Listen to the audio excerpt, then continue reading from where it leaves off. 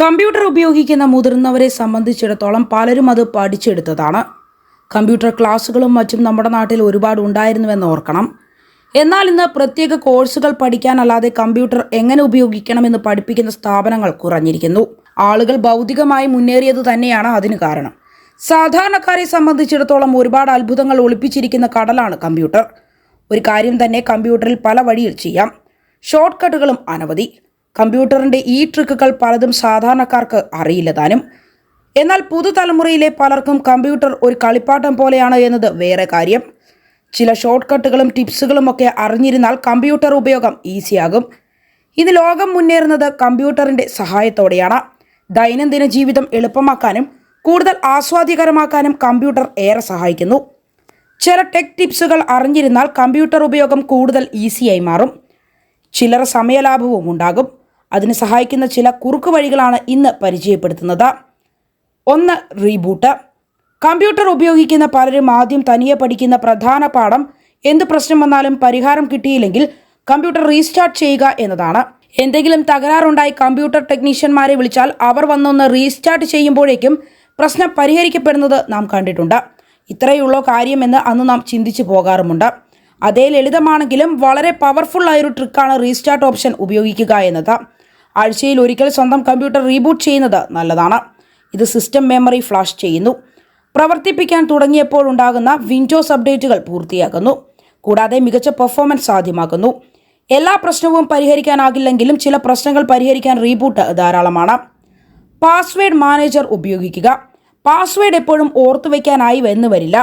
എങ്ങാനും മറന്നുപോയാൽ അത് ഏറെ സമയനഷ്ടമുണ്ടാക്കും. ഇതൊഴിവാക്കാൻ സുരക്ഷിതമായ ഓൺലൈൻ പാസ്വേഡ് മാനേജർ ഓപ്ഷനുകൾ ഉപയോഗപ്പെടുത്താവുന്നതാണ്. അതേറെ സമയം ലാഭിച്ചു നൽകും.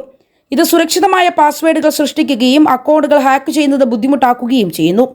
സ്ക്രീൻഷോട്ട് എടുക്കുന്നത് എങ്ങനെയെന്ന് നോക്കാം. പുതിയ ലാപ്ടോപ്പുകളിലും കീബോർഡുകളിലും മറ്റും സ്ക്രീൻഷോട്ടിന് പ്രത്യേക കീകൾ ലഭ്യമാണ്. ഇതേറെ ഉപകാരപ്രദവുമാണ്.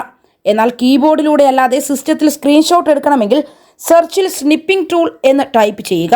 അവിടെ സ്ക്രീൻഷോട്ട് എടുക്കാനുള്ള ഓപ്ഷൻ ലഭ്യമാകും. കീബോർഡ് ഷോർട്ട് കട്ടുകൾ നോക്കാം.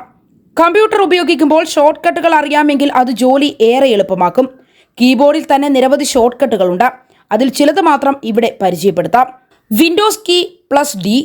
ഡെസ്ക്ടോപ്പിൽ എത്ര ടാബുകളും വിൻഡോകളും തുറന്നിട്ടുണ്ടെങ്കിലും അവയെല്ലാം ഒരേ സമയം മറയ്ക്കാനോ തെളിയാനോ ഈ ഓപ്ഷൻ ഉപയോഗിക്കാം.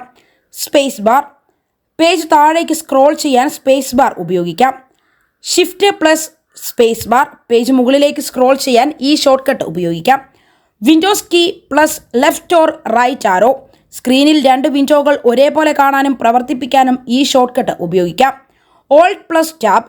മൾട്ടിപ്പിൾ വിൻഡോകൾക്കിടയിൽ പെട്ടെന്ന് മാറാൻ ഈ ഷോർട്ട് കട്ട് സഹായിക്കുന്നു. Windows key L. വളരെ പെട്ടെന്ന് സ്ക്രീൻ ലോക്ക് ചെയ്യാൻ ഈ ഷോർട്ട് കട്ട് സഹായിക്കുന്നു. ഉദാഹരണത്തിന് കമ്പ്യൂട്ടറിൽ നിങ്ങൾ എന്തെങ്കിലും രഹസ്യമായി ചെയ്തുകൊണ്ടിരിക്കുമ്പോൾ ആരെങ്കിലും കടന്നു വന്നാൽ സ്ക്രീൻ ലോക്ക് ചെയ്യാൻ അടിയന്തരമായി ഈ ഷോർട്ട് കട്ട് ഉപയോഗിക്കാം. യൂട്യൂബ് കീബോർഡ് കമാൻഡുകൾ. കീബോർഡ് ഷോർട്ട് കട്ട് ഉപയോഗിച്ച് യൂട്യൂബ് വീഡിയോകളും കൺട്രോൾ ചെയ്യാം. ഉദാഹരണത്തിന് 0-9 കീകൾ വീഡിയോയിലൂടെ പെട്ടെന്ന് കടന്നു പോകാൻ ഉപയോഗിക്കാം. 0 കീയിൽ പ്രസ് ചെയ്താൽ വീഡിയോ തുടക്കത്തിലേക്ക് പോകും. 9 പ്രസ് ചെയ്താൽ അവസാന ഘട്ടത്തിലെത്തും. 5 ക്ലിക്ക് ചെയ്താൽ വീഡിയോ 50% മുന്നോട്ട് പോകും. 7 അമർത്തിയാൽ അത് 70% മുന്നോട്ട് പോകും. അതേപോലെ J-K-L തുടങ്ങിയ കീകളും വീഡിയോ കാണുമ്പോൾ ഉപയോഗിക്കാം. J ക്ലിക്ക് ചെയ്താൽ വീഡിയോ റിവൈൻഡ് ചെയ്യാം. വീഡിയോ താൽക്കാലികമായി നിർത്തണമെന്നുണ്ടെങ്കിൽ K ക്ലിക്ക് ചെയ്താൽ മതി. അതുപോലെ വീഡിയോ മുന്നോട്ട് ഓടിച്ചു വിടണമെങ്കിൽ L ക്ലിക്ക് ചെയ്താൽ മതി. കമ്പ്യൂട്ടർ ഉപയോഗത്തിനിടെ പ്രയോജനപ്പെടുത്താവുന്ന നിരവധി കീബോർഡ് ഷോർട്ട് കട്ടുകളുണ്ട്. അതിൽ ദൈനംദിന ഉപയോഗത്തിന് പ്രയോജനപ്പെടുത്താവുന്ന ചില ഷോർട്ട് കട്ടുകൾ മാത്രമാണ് ഇന്ന് ഈ വീഡിയോയിൽ പറഞ്ഞിരിക്കുന്നത്.